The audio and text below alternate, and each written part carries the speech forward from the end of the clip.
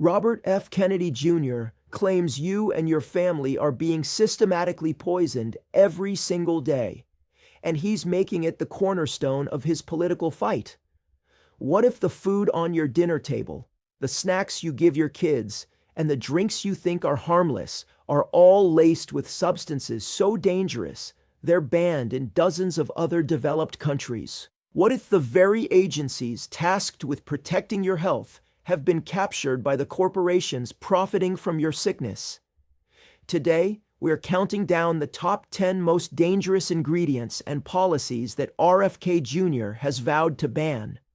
What you're about to hear will shock you, it will anger you, but most importantly, it will empower you to look at your food in a new light. Let's get into it. Number 10, GRAS, generally recognized as safe. The acronym itself sounds reassuring, doesn't it? Generally recognized as safe. It's a stamp of approval, a green light from the FDA that tells you an ingredient is okay to eat. But what if I told you that the system is a complete sham? The GRAS loophole is one of the most insidious deceptions in our food system.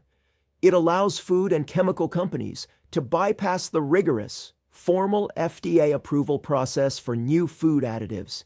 Instead of submitting their data to impartial government scientists, a company can simply convene its own panel of experts, often scientists who are paid directly or indirectly by the company itself, to determine if their new chemical is safe. Think about that for a second. The fox is not just guarding the henhouse, he's building it, writing the safety regulations, and conducting the inspections. If their hand-picked panel deems the substance generally recognized as safe, they can start dumping it into our food supply without ever notifying the FDA. In fact, they have the option to notify the FDA, but it's completely voluntary.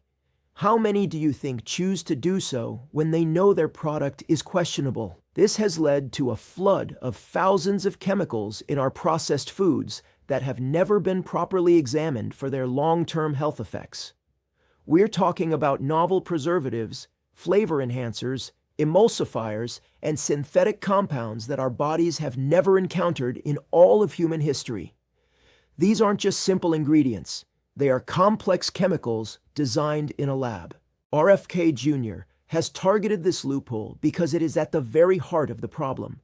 It represents a complete abdication of regulatory responsibility.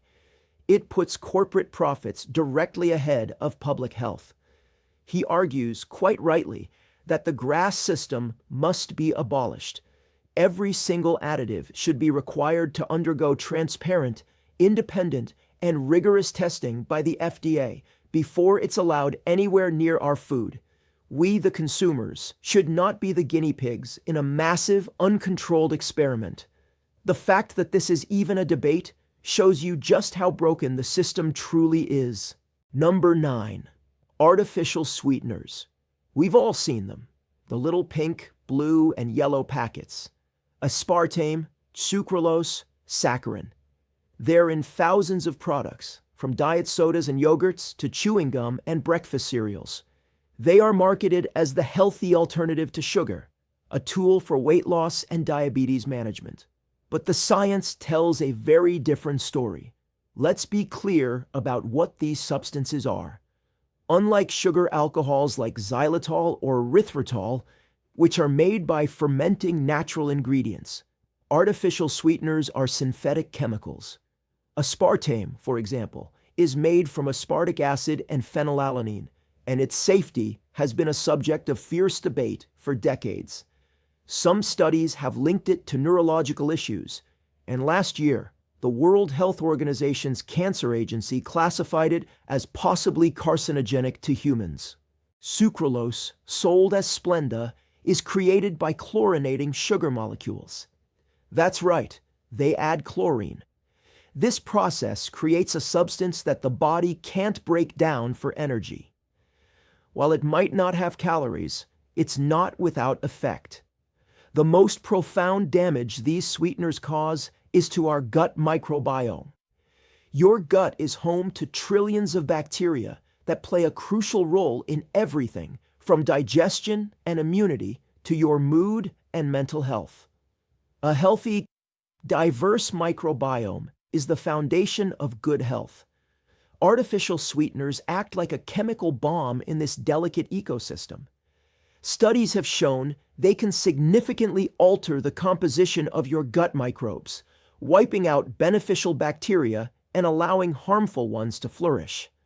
This disruption, known as dysbiosis, is linked to inflammation, metabolic disorders, and even an increased risk for the very conditions people use these sweeteners to avoid, like obesity and type 2 diabetes. RFK Jr. understands that the promise of artificial sweeteners is a lie. They are not a health food. They are a chemical crutch that perpetuates our addiction to sweetness, while potentially causing long-term systemic harm. He advocates for a return to real, whole foods and transparency in labeling, so consumers know exactly what kind of chemical cocktail they're ingesting. Number 8. Ultra-processed foods. This is a big one. It's not just a single ingredient, but a whole category of products that now dominate the shelves of our supermarkets. Ultra-processed foods, or UPFs, are not really food. They are industrial formulations.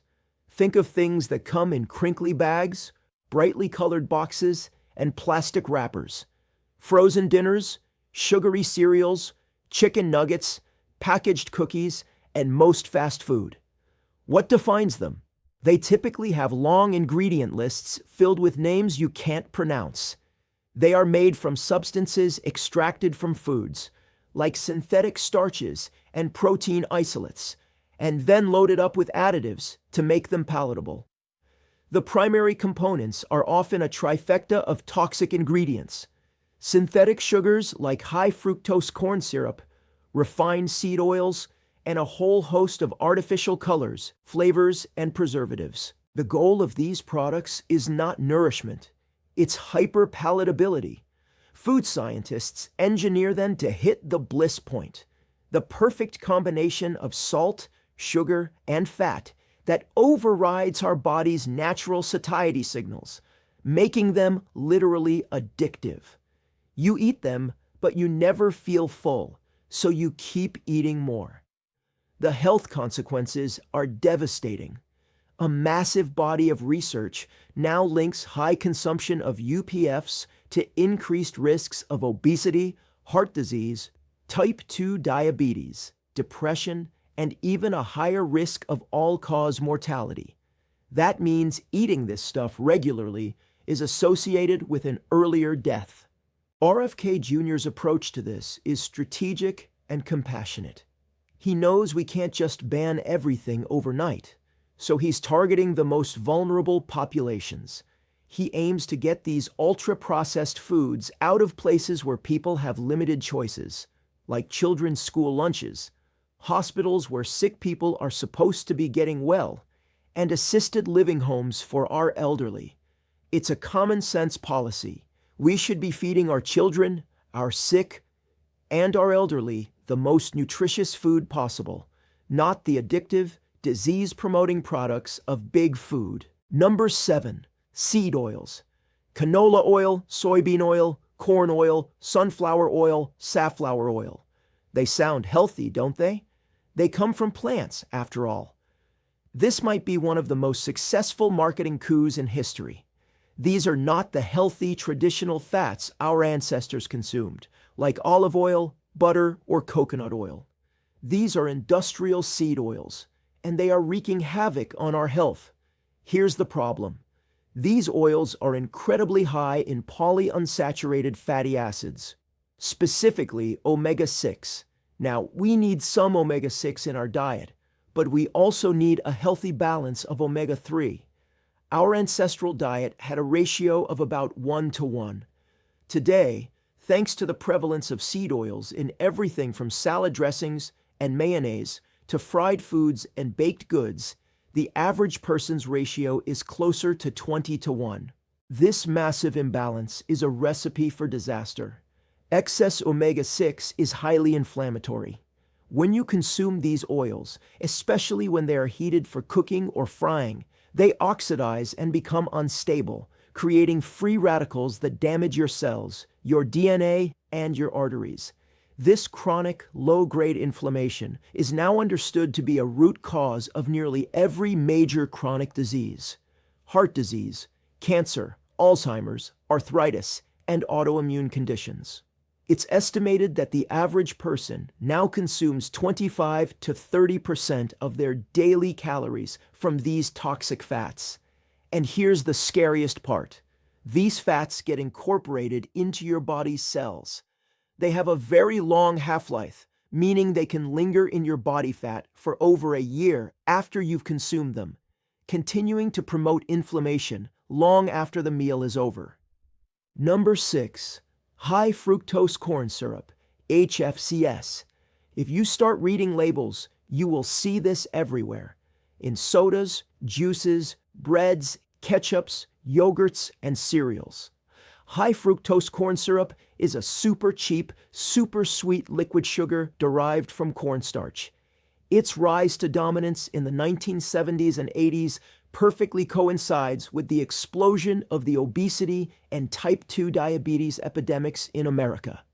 Coincidence? Not a chance. Here's why corn syrup is so uniquely damaging, particularly compared to regular table sugar, sucrose. Regular sugar is made of two molecules, glucose and fructose, bonded together. Your body has to break that bond before it can be metabolized. High-fructose corn syrup, however, is a mixture of glucose and fructose that are already separate. This makes it much easier for your body to absorb the fructose. And fructose is the real villain here. Unlike glucose, which can be used by almost every cell in your body for energy, fructose can only be metabolized by the liver. When you consume large amounts of HFCS, you are sending a fructose tidal wave directly to your liver. The liver gets overwhelmed and starts converting that fructose into fat. This leads directly to a condition called non-alcoholic fatty liver disease, which is now rampant, even in children. This fat buildup in the liver causes inflammation and damage, and it's a primary driver of insulin resistance, the hallmark of type 2 diabetes. From there, it's a domino effect. Increased triglycerides, higher levels of bad cholesterol, and a significantly elevated risk of heart disease. Number 5. Potassium bromate. When you buy a loaf of fluffy white bread or a soft hamburger bun, you expect it to have that perfect, airy texture. But have you ever wondered how they get it that way? Often, the secret ingredient is a chemical called potassium bromate. Potassium bromate is a powerful oxidizing agent that is added to flour. During the baking process, it strengthens the dough, allowing it to rise higher and giving the final product a white, pillowy quality. It makes bread production faster and cheaper for industrial bakeries. But there's a dark side. The International Agency for Research on Cancer has classified potassium bromate as a possible human carcinogen. Animal studies have shown that it can cause cancer in the thyroid, kidneys, and other organs. The concern is that while most of the potassium bromate is supposed to be converted into a harmless substance, potassium bromide, during baking, trace amounts of the carcinogenic bromate can remain in the final product. And when you're eating bread, rolls, and other baked goods regularly, that exposure adds up. This is not a controversial issue in most of the world.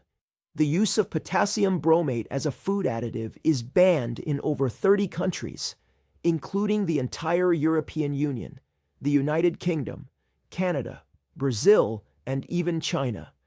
Yet here in the United States, it remains perfectly legal. The FDA has timidly encouraged bakers to voluntarily stop using it since 1991, but has refused to issue an outright ban. This is another classic example of the American regulatory system failing its citizens. Why are we allowing an ingredient that is considered too dangerous for people in Europe and China to be in the bread we feed our children. RFK Jr. is demanding that the U.S. join the rest of the developed world and ban this possible carcinogen. There are safe alternative methods for conditioning dough. There is absolutely no reason to continue taking this risk. Number 4. Brominated Vegetable Oil, BVO. The name itself is a masterclass in deception. Vegetable oil sounds natural, right? But the key word here is brominated. Bromine is a chemical element, a halogen, that is also used as a flame retardant in plastics and furniture. Let me repeat that, a flame retardant. So why is this chemical in our drinks? BVO is used in some citrus-flavored soft drinks and sports drinks. Think of those brightly colored orange, lemon lime, and grapefruit sodas. Its purpose is to act as an emulsifier, keeping the citrus flavoring suspended in the liquid so it doesn't separate and float to the top. It provides a cloudy appearance and a more stable product. But consuming a flame retardant comes with serious health risks. Bromine can build up in the body's fatty tissues.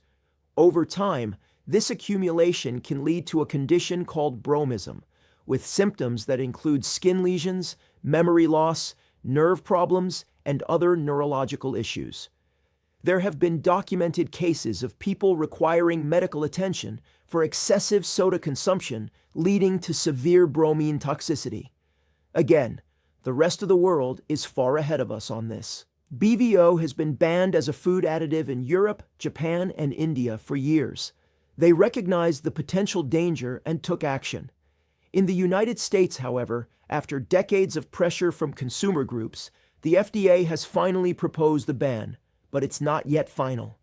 Major soda companies have been slowly phasing it out due to public pressure, but it can still be found in some store brand and smaller labeled drinks.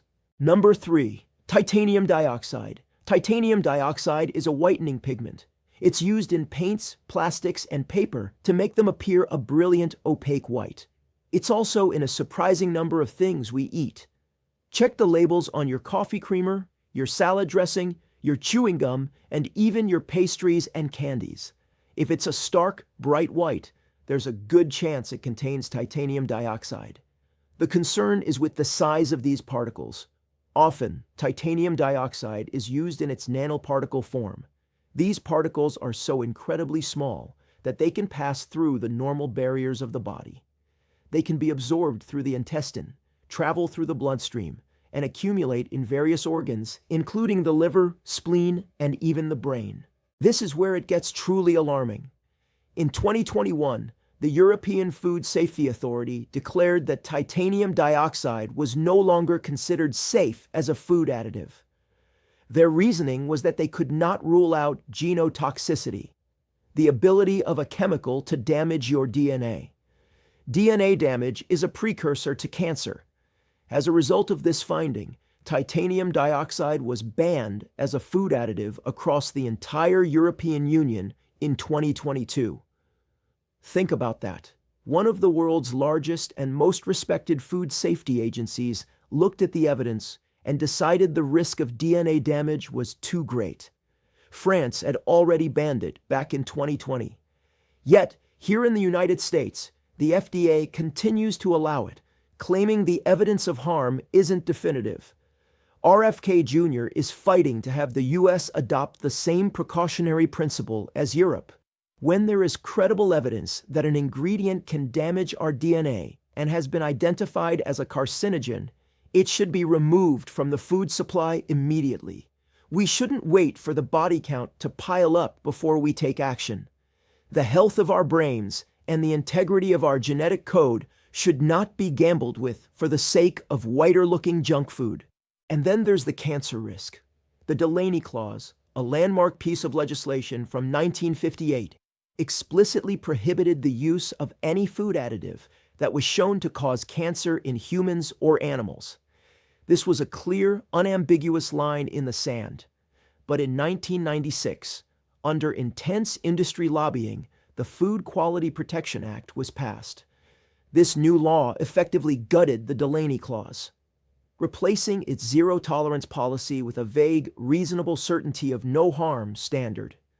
This opened the floodgates for a host of questionable chemicals, including these petroleum-based dyes, to remain in our food supply. Many of these dyes have been shown to be contaminated with known carcinogens. Red 40, the most widely used dye, has been found to contain cancer-causing contaminants.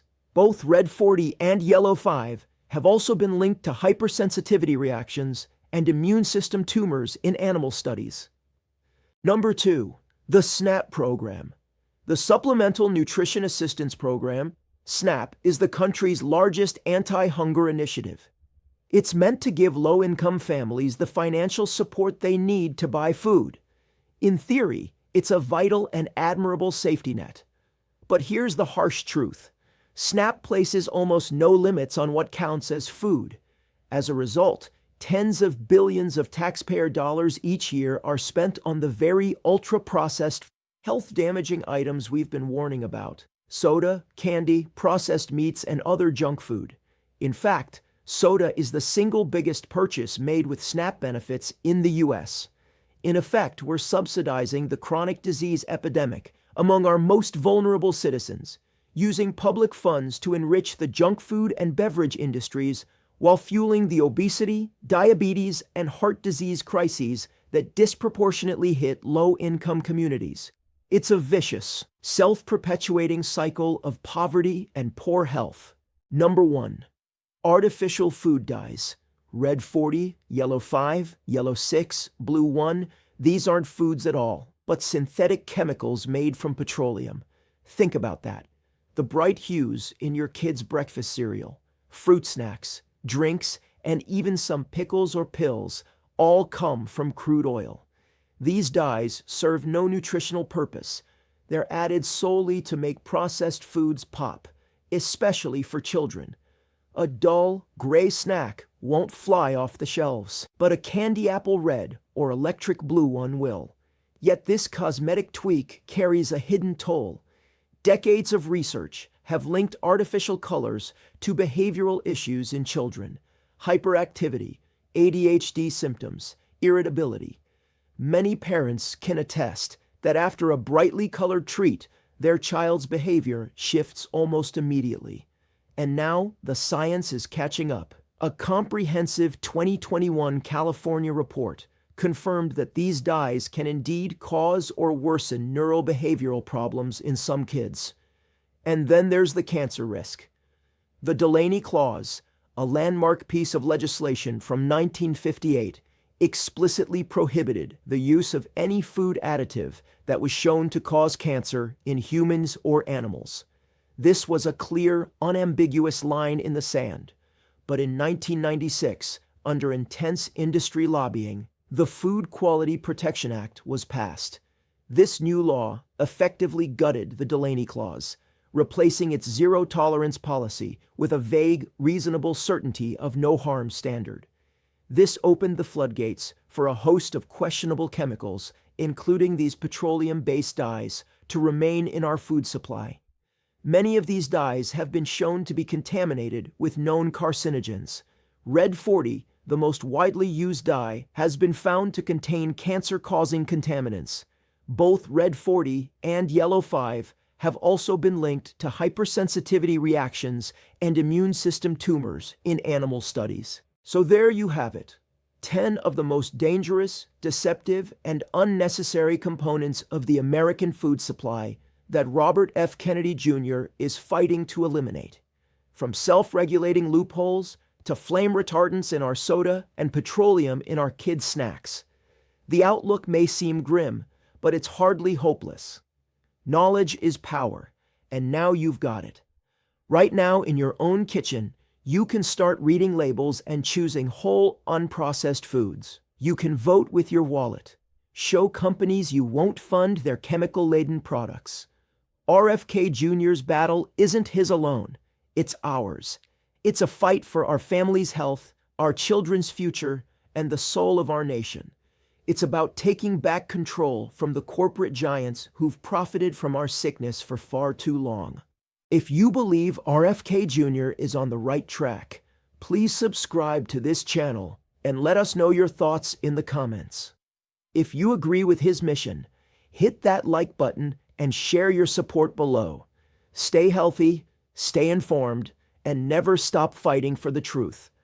You have the power to transform your own health, and together we can transform the entire system.